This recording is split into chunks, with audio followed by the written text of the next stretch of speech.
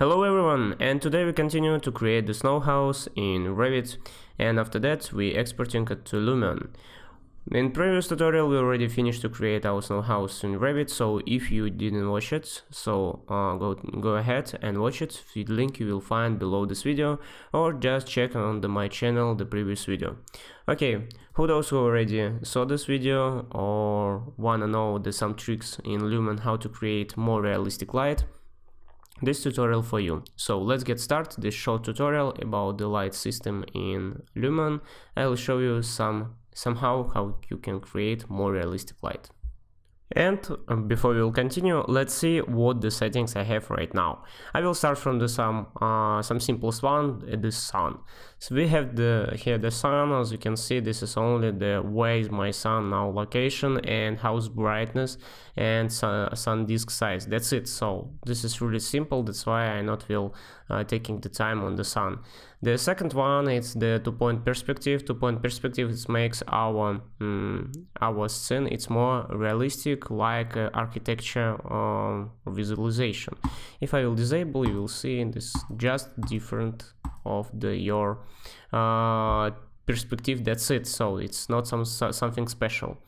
Next one is precipitation. So this is only about the weather around your scene. If you will go inside, you will see now I have on my scene the snow, and after that I just controlling my snow on my picture. That's it. So we are just controlling here what the weather you will get on your scene. So it's really simple. The second one, I mean the last one, this is a shadow. Actually the shadow helping me making it's more darkness on this side, for example, making my shadow more sharper or more ultra sharp. Maybe you wanna make it soft, I don't know, it's only up to you, because it's only up your idea. If we will get, for example, more sharper, you not will see difference, but if we will render it, you will see it. And here we can precast omni shadow, for example. If you doing so it's too much, it's making so darkness here, so I don't like it. Let's reduce it. So you just play around with the shadow. Here you can control your color of your shadow, brightness of your shadow. For example, here it's like it's not outside darkness. So for example, we have like I don't know, a rising moon. This thing it feels like that, or something I don't know, like black hole or something like that. Okay, anyway, I will leave like that. So just play around with the shadow. And the last one, this is hyperlight. Hyperlight actually working best inside an interior, but it also can work inside, I mean on the exterior too. The reason why you cannot see difference on the 100% and on the 0%, because you will see it only after you will render it. Here I did some pictures for you to easily understand what is that hyperlight and how it looks like without the hyperlight. As you can see, here it's two renders. Here we are using the hyperlight, here we don't using it.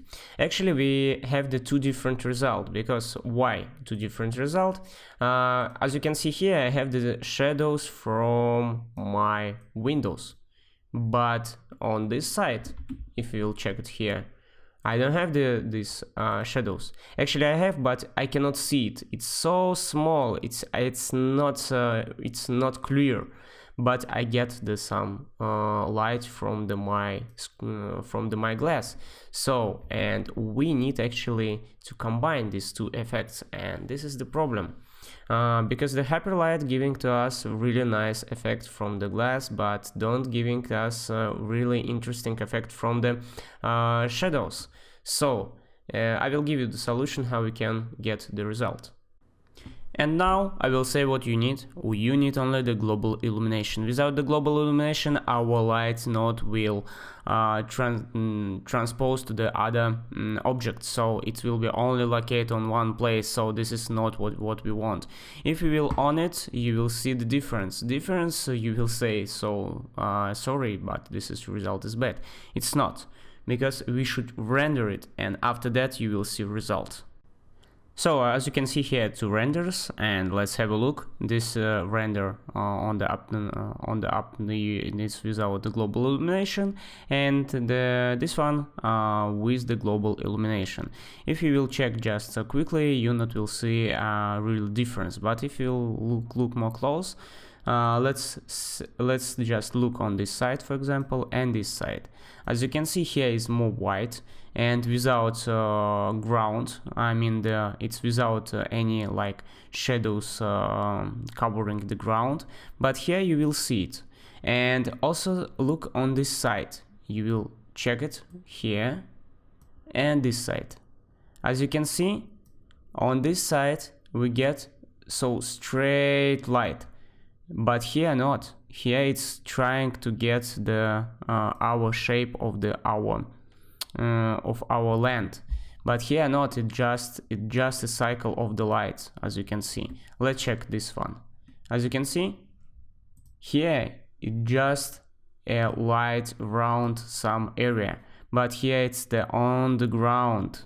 So this is the nice thing, because the global illumination, it's like a layer on your geometry. And also one nice thing, we not losing our shadows from the our glass. As you can see, we still have these shadows. This is nice thing. It's not so straight, you cannot see it so clearly, but anyway, they will in detail, and we get this detail. This is so important for us. And the area around our some houses, it's not just white color or just black color, it's like on the layer on our ground, because if we will check it here, it's not looks like realistic one.